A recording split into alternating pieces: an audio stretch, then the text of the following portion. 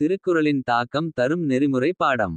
திருக்குறள் என்பது வாழ்க்கை மற்றும் நெறிமுறைகளின் பல்வேறு அம்சங்களை உள்ளடக்கிய 1330 ஜோடிகளைக் கொண்ட ஒரு உன்னதமான தமிழ் உரையாகும். அதன் கருப்பொருளின் அடிப்படையில் ஒரு சிறுகதை. ஒரு சமயம் பரபரப்பான ஒரு ஊரில் அறிவு என்ற ஞானி ஒருவர் வாழ்ந்து வந்தார். திருக்குறள் போதனைகளை விடாமுயற்சியுடன் பின்பற்றினார். ஒரு நாள் குறும்புக்கார பையன்கள் ஒரு வியாபாரியின் வண்டியில் இருந்து பழங்களை திருட முயன்றனர். அவ்வழியே சென்ற அறிவு அவர்களை நிறுத்தி நேர்மை மற்றும் நேர்மை பற்றிய திருக்குறளில் இருந்து ஒரு ஜோடியை ஊதினார்.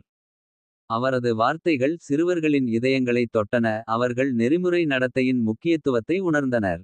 அவர்கள் திருடப்பட்ட பழங்களை திருப்பி விற்பனையாளரிடம் மன்னிப்பு கேட்டு மேலும் சிறப்பாகச் செய்வதாக உறுதியளித்தனர்.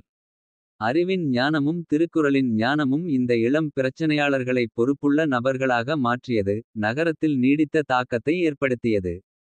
திருக்குறளின் காலத்தால் அழியாத கொள்கைகள் எவ்வாறு தனிமனிதர்களை அவர்களின் அன்றாட வாழ்வில் நல்லொழுக்க மற்றும் நெறிமுறை நடத்தைக்கு வழிகாட்டும் என்பதை இக்கதை விளக்குகிறது. நிச்சயமாக திருக்குறளில் இருந்து ஒரு தாக்கத்தை ஏற்படுத்தும் நெறிமுறை பாடத்தை விளக்கும் ஒரு சிறுகதை இங்கே.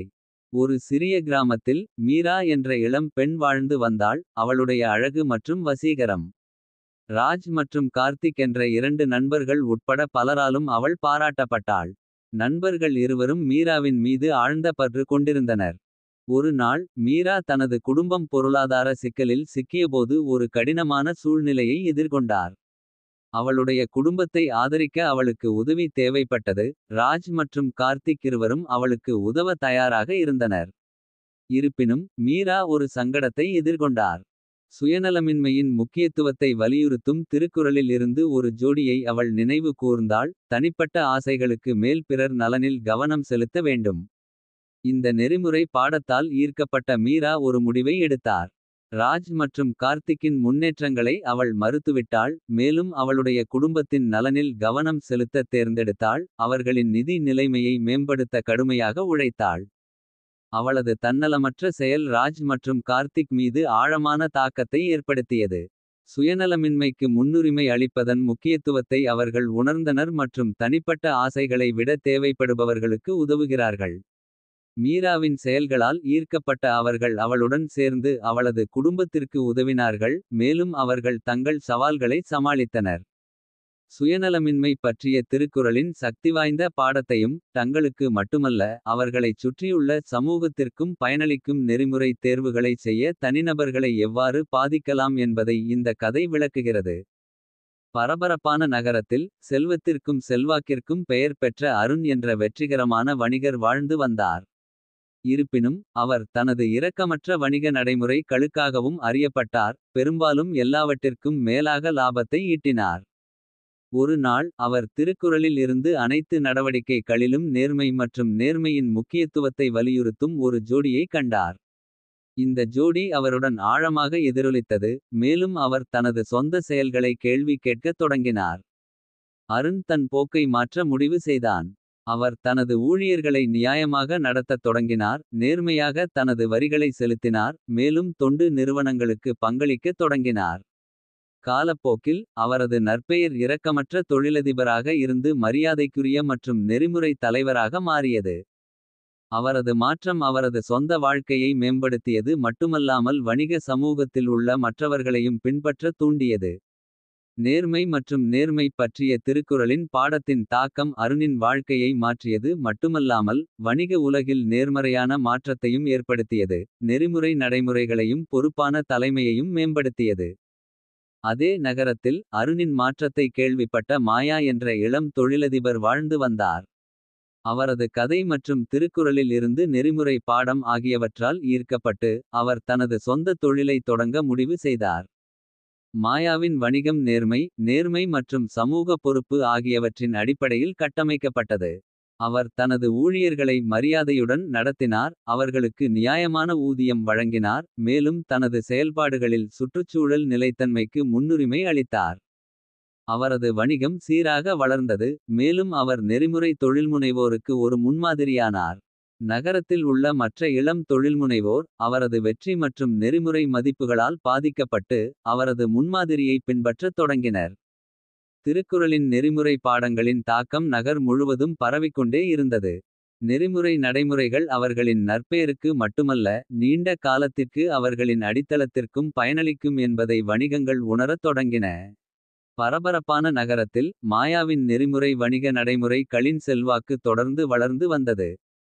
அவரது நிறுவனம் நிலையான மற்றும் பொறுப்பான தொழில்முனைவோரின் அடையாளமாக மாறியது. இந்த வெற்றி லாபத்தை மட்டுமே அடிப்படையாக கொண்டிருக்கவில்லை. மாறாக திருக்குறளின் நெறிமுறை பாடங்களில் வேரூன்றியது. சுற்றுச்சூழலுக்கான மாயாவின் அர்ப்பணிப்பு அசைக்க முடியாதது. அவர் புதுமையான சூழல் நட்பு தயாரிப்புகளை அறிமுகப்படுத்தினார் மற்றும் கழிவு குறைப்பு மற்றும் மறுசுழற்சியை தீவிரமாக ஊக்குவித்தார். பொருளாதாரத்தைப் போலவே நெறிமுறைகளையும் மதிக்கும் ஒரு நிறுவனத்தில் பணிபுரிவதில் அவரது ஊழியர்கள் பெருமிதம் கொண்டனர். விரைவில் நகரின் வணிக நிலப்பரப்பு மாறத் தொடங்கியது.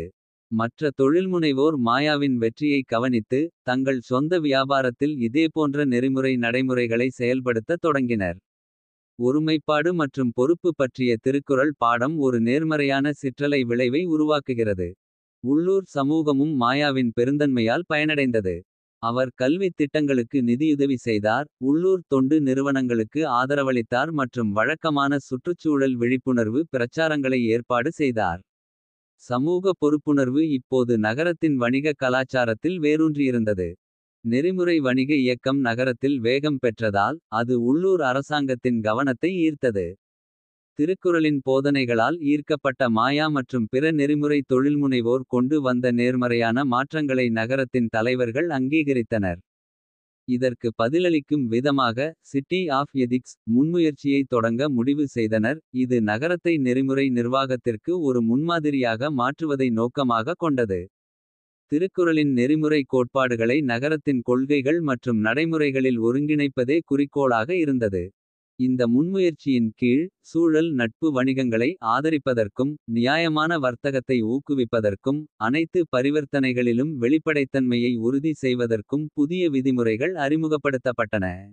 நெறிமுறை நடைமுறைகளை பின்பற்றும் நிறுவனங்களுக்கு வரிச் சலுகைகள் வழங்கப்பட்டன. பொறுப்பான அணுகுமுறைகளை கடைப்பிடிக்க அதிக வணிகங்களை ஊக்குவிக்கின்றன. திருக்குறளின் நெறிமுறை பாடங்களின் தாக்கம் வணிகத் துறையில் மட்டும் அல்ல. அது இப்போது நகரின் முழு சுற்றுச்சூழல் அமைப்பையும் பாதித்தது. தூய்மையான மற்றும் சமூக பொறுப்புள்ள நகரத்தை குடியிருப்பாளர்கள் பாராட்டத் தொடங்கினர். சிட்டி ஆஃப் எதிக்ஸ் முன்முயற்சி தொடர்ந்து வளர்ச்சியடைந்து. வணிகங்கள் மற்றும் நிர்வாகத்தை மட்டுமல்ல கல்வியையும் பாதித்தது. நகரின் பள்ளிகள் மற்றும் பல்கலைக்கழகங்கள் திருக்குறளின் நெறிமுறை கொள்கைகளை தங்கள் பாடத்திட்டங்களில் இணைக்கத் தொடங்கின. மாணவர்களுக்கு நேர்மை சமூக பொறுப்பு ஆகியவற்றின் முக்கியத்துவத்தை கற்பிக்கப்பட்டது. சமூகத்தில் ஒரு மரியாதைக்குரிய நபராக மாறிய மாயா. தனது பயணத்தையும் திருக்குறளின் வெற்றியின் தாக்கத்தையும் பகிர்ந்து கொள்ள அடிக்கடி பள்ளிகளுக்குச் சென்றார். மாயாவின் கதையாலும் திருக்குறளின் காலத்தால் அழியாத ஞானத்தாலும் ஈர்க்கப்பட்ட ஒரு தலைமுறை இளம். நெறிமுறை தலைவர்கள் தோன்றினர். அவர்கள் இந்த மதிப்புகளை தங்கள் வயதுவந்த வாழ்வில் கொண்டு சென்றனர். நகரத்தின் நெறிமுறை அடித்தளத்தை மேலும் வலுப்படுத்தினர். நெறிமுறைகளின் கலங்கரை விளக்கமாக நகரத்தை மாறுவது இப்போது முடிந்தது. திருக்குறளின் நெறிமுறை பாடத்தின் தாக்கம் மாயா மற்றும் நெறிமுறைகளின் நகரம் முன்முயற்சியின் மூலம் நிரூபிக்கப்பட்டது. வணிகம் நடத்தப்படும் முறையை மாற்றியது மட்டுமல்லாமல். நகரத்தின் கலாச்சாரம் ஆட்சி மற்றும் எதிர்கால தலைமுறையையும் வடிவமைத்தது. சிட்டி ஆஃப் எதிக்ஸ் முன்முயற்சி முழுமையாக நிறுவப்பட்ட நிலையில். நகரம் நெறிமுறை மற்றும் நிலையான நடைமுறைகளின் மையமாக தொடர்ந்து செழித்து வருகிறது. திருக்குறளின் நெறிமுறை பாடங்களின் தாக்கம் சமூகத்தின் கட்டமைப்பில் ஆழமாக பின்னப்பட்டது.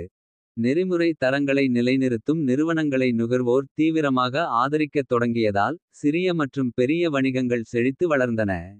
இது ஒருமைப்பாடு மற்றும் பொறுப்புக்காக நகரின் நற்பெயருக்கு பங்களிக்க முயன்ற அதிகமான நெறிமுறை தொழில்முனைவோரை ஈர்த்தது. நகரவாசிகள் சுத்தமான மற்றும் சுற்றுச்சூழல் உணர்வுள்ள சூழலில் உயர்தர வாழ்க்கையை அனுபவித்தனர். நெறிமுறைகளின் நகரம் ஒரு பொருளாதார மற்றும் கலாச்சார வெற்றியாக மாறியது மட்டுமல்லாமல். சமூக ஏற்றத்தாழ்வுகளை குறைத்து அதன் குடிமக்களின் ஒட்டுமொத்த நல்வாழ்வை மேம்படுத்தியது. இந்த மாற்றத்திற்கு ஊக்கியாக இருந்த மாயா தொடர்ந்து உத்வேகத்தின் ஆதாரமாக இருந்தார். அவரது பயணம் திருக்குறளின் நீடித்த ஞானத்திற்கு ஒரு உயிருள்ள சான்றாக இருந்தது. நெறிமுறைகளுக்கு ஒரு தனிநபரின் அர்ப்பணிப்பு எவ்வாறு பெரிய அளவில் நேர்மறையான மாற்றத்தை தூண்டும் என்பதை காட்டுகிறது. காலப்போக்கில் நெறிமுறைகளின் நகரம் பிராந்தியத்தில் மட்டுமல்ல உலகம் முழுவதும் புகழ் பெற்றது. அதன் நிலையான நடைமுறைகளுக்காக இது விருதுகளைப் பெற்றது. மற்ற நகரங்கள் மற்றும் நாடுகளின் பிரதிநிதிகள் அதன் முன்மாதிரியிலிருந்து கற்றுக்கொள்ள வந்தனர். திருக்குறளின் நெறிமுறை பாடங்கள் நகரத்தை மாற்றியமைத்தது மட்டுமல்லாமல். நெறிமுறை வாழ்க்கை மற்றும் நிர்வாகத்திற்கான உலகளாவிய இயக்கத்தையும் தூண்டியது. மாயாவின் கதை திருக்குறளின் ஞானத்துடன் இணைந்து. நேர்மறையான மாற்றத்தின் மரபை விட்டுச் சென்றது. தனிநபர்கள் வணிகங்கள் மற்றும் அரசாங்கங்கள் ஒருமைப்பாடு. நேர்மை மற்றும் சமூக பொறுப்பு கொள்கைகளுடன் தங்கள் செயல்களைச் சீரமைக்கும் போது. சிறந்த நிலையான மற்றும் அனைவருக்கும் இணக்கமான உலகம். நெறிமுறைகளின் நகரம் பெற்ற உலகளாவிய அங்கீகாரத்திற்கு பிறகு. ஒரு புதிய அத்தியாயம் தொடங்கியது. அண்டை பிராந்தியங்கள் மாற்றத்தை கவனத்தில் எடுத்துக்கொண்டு. திருக்குறளின் நெறிமுறை கொள்கைகளை தங்கள் சொந்த சமூகங்களில் செயல்படுத்த ஆர்வமாக இருந்தன. அத்தகைய ஒரு பகுதி சூரியபுரி என்ற துடிப்பான கடற்கரை நகரமாகும். நகரத்தின் தலைவர்கள் நெறிமுறைகளின் நகரம் வெற்றியால் ஈர்க்கப்பட்டு. நெறிமுறை வாழ்க்கை மற்றும் நிர்வாகத்தை நோக்கி தங்கள் சொந்த பயணத்தை தொடங்க முடிவு செய்தனர்.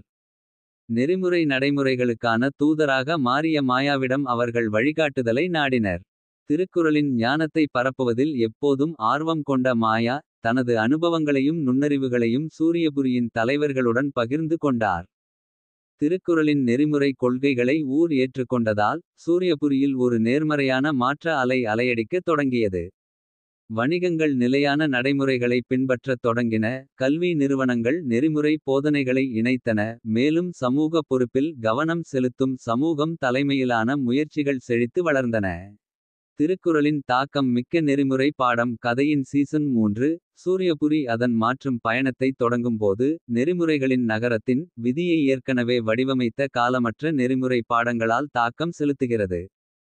சூரியபுரியில் மாற்றம் வேகம் பெற்றது. ஒரு காலத்தில் பரபரப்பாக இருந்த நகரம் நெறிமுறை வாழ்க்கையின் முன்மாதிரியாக மாறியது. மீனவர்கள் நிலையான நடைமுறைகளை ஏற்றுக்கொண்டனர். மேலும் உள்ளூர் கைவினைஞர்கள் சூழல் நட்பு கைவினைப் பொருட்களை உற்பத்தி செய்தனர். திருக்குறளின் நெறிமுறை பாடங்கள் இப்போது சூரியபுரியின் துணியில் பிணைக்கப்பட்டுள்ளன. தனிநபர்களை இணக்கமான மற்றும் பொறுப்பான வாழ்க்கை முறையை நோக்கி வழிநடத்தியது. சூர்யாபுரியின் நேர்மறையான மாற்றங்கள் பற்றிய செய்தி பரவியதும். அண்டை நகரங்கள் கவனித்தன. நகரத்தின் வெற்றியை காணவும். நெறிமுறை நிர்வாகத்தை நோக்கிய அதன் பயணத்திலிருந்து கற்றுக்கொள்ளவும் பிரதிநிதிகள் வந்தனர். திருக்குறளின் ஞானம் ஒரு நகரத்தில் மட்டும் நின்றுவிடாமல். பரந்த அளவில் மாற்றத்தை ஏற்படுத்தக்கூடிய ஆற்றலைக் கொண்டிருந்தது என்பதை நிரூபித்த சூரியபுரி ஒரு உத்வேகத்தின் கலங்கரை விளக்கமாக மாறியது. பல சமூகங்கள் திருக்குறளின் தாக்கம் நிறைந்த நெறிமுறை பாடங்களை ஆர்வத்துடன் ஏற்றுக்கொள்கின்றன. இது பிராந்தியம் முழுவதும் நேர்மறையான மாற்றத்தின் அலை விளைவை உருவாக்குகிறது. நெறிமுறை மாற்றத்தின் வேகம் பிராந்தியம் முழுவதும் தொடர்ந்து பரவியது. சூரியபுரியின் வெற்றியால் ஈர்க்கப்பட்ட நகரங்களும் கிராமங்களும். திருக்குறளின் நெறிமுறை கொள்கைகளை அவற்றின் தனித்துவமான சூழலில் ஒருங்கிணைக்கத் தொடங்கின. ஆனந்தகிராம் என்ற கிராமத்தில் நிலையான விவசாயம் மற்றும் சமூக நல்வாழ்வுக்காக ஆர்வத்துடன் வாதிடும் இளம் தலைவர்கள் குழு ஒன்று உருவானது. திருக்குறளின் காலத்தால் அழியாத போதனைகளில் இருந்து வரைந்து. நிலத்தையும் மக்களையும் வளர்க்கும் சூழல் நட்பு நடைமுறைகளை கடைப்பிடிக்க விவசாயிகளுக்கு வழிகாட்டும் பட்டறைகளை அவர்கள் ஏற்பாடு செய்தனர். சூரியபுரியின் கதையுடன் பின்னிப்பிணைந்து. இப்பகுதி முழுவதும் பரவியிருக்கும் நெறிமுறை வாழ்க்கையின் நாடாவை உருவாக்கியது. திருக்குறளின் தாக்கம் மிக்க நெறிமுறை பாடங்கள். ஒரு காலத்தில் பழங்கால வசனங்களுக்கு மட்டுப்படுத்தப்பட்டு. இப்போது மக்களின் அன்றாட வாழ்வில் உயிர்ப்புடன் செழித்து. சமூகங்களை சிறப்பாக வடிவமைக்கின்றன. இப்பகுதியின் மையப்பகுதியில் நந்தவனம் என்று அழைக்கப்படும் ஒரு பரபரப்பான சந்தை நகரம் ஒரு தனித்துவமான மாற்றத்தை கண்டது. சூரியபுரி மற்றும் ஆனந்தகிராமத்தின் கதைகளால் ஈர்க்கப்பட்டு. நந்தவனத்தில் உள்ள உள்ளூர் வணிகங்கள் நெறிமுறை வர்த்தக நடைமுறைகளை தழுவத் தொடங்கின. சந்தை விற்பனையாளர்கள் திருக்குறளின் நியாயம் மற்றும் நேர்மை பற்றிய போதனைகளால் பாதிக்கப்பட்டு. லாபத்தை சமமாக விநியோகிக்க ஒரு கூட்டுறவை உருவாக்கினர். இந்த கூட்டு அணுகுமுறை விற்பனையாளர்களின் வாழ்வாதாரத்தை மேம்படுத்துவதோடு மட்டுமல்லாமல். நகரவாசிகளுக்கு கிடைக்கும் பொருட்களின் ஒட்டுமொத்த தரம் மற்றும் பல்வேறு வகைகளையும் மேம்படுத்தியது. சூரியபுரி ஆனந்தகிராமம் மற்றும் நந்தவனத்தின் ஒன்றோடொன்று இணைந்த கதைகளில் தெளிவாக தெரிகிறது. காலங்காலமான ஞானத்தின் வழிகாட்டுதலின் கீழ் சமூகங்கள் ஒன்றுபடும் போது. தனிப்பட்ட கதைகளுக்கு அப்பாற்பட்ட நேர்மறை மாற்றத்தை உருவாக்க முடியும் என்பதை நிரூபிக்கும் நெறிமுறை கொள்கைகளின் நீடித்த சக்திக்கு இப்பகுதி ஒரு உயிருள்ள சான்றாக மாறிக் கொண்டிருந்தது. நெறிமுறை வாழ்வின் இணக்கமான நாடாவாக மாற்றப்பட்டது. சூரியபுரி, ஆனந்தகிராமம், நந்தவனம் மற்றும் பல சமூகங்கள் திருக்குறளின் நெறிமுறை பாடங்களை ஏற்றுக்கொண்டு. நேர்மறையான மாற்றத்தின் கூட்டுக் கதையை உருவாக்கியது. தனிநபர்கள், வணிகங்கள் மற்றும் நகரங்களின் வெற்றிக் கதைகள் ஒன்றோடொன்று பின்னிப் பிணைந்தன. சமூகத்தின் கட்டமைப்பில் நெறிமுறை கொள்கைகளின் ஆழமான தாக்கத்தை விளக்குகிறது. திருக்குறளின் காலத்தால் அழியாத போதனைகளில் வேரூன்றிய நெறிமுறை வாழ்க்கை. மிகவும் இரக்கமுள்ள, நிலையான மற்றும் ஒன்றோடொன்று இணைக்கப்பட்ட உலகத்தை நோக்கி ஒரு பாதையை உருவாக்க முடியும் என்ற ஞானத்தை வெளிப்படுத்தும் உத்வேகத்தின் கலங்கரை விளக்கமாக இப்பகுதி நின்றது.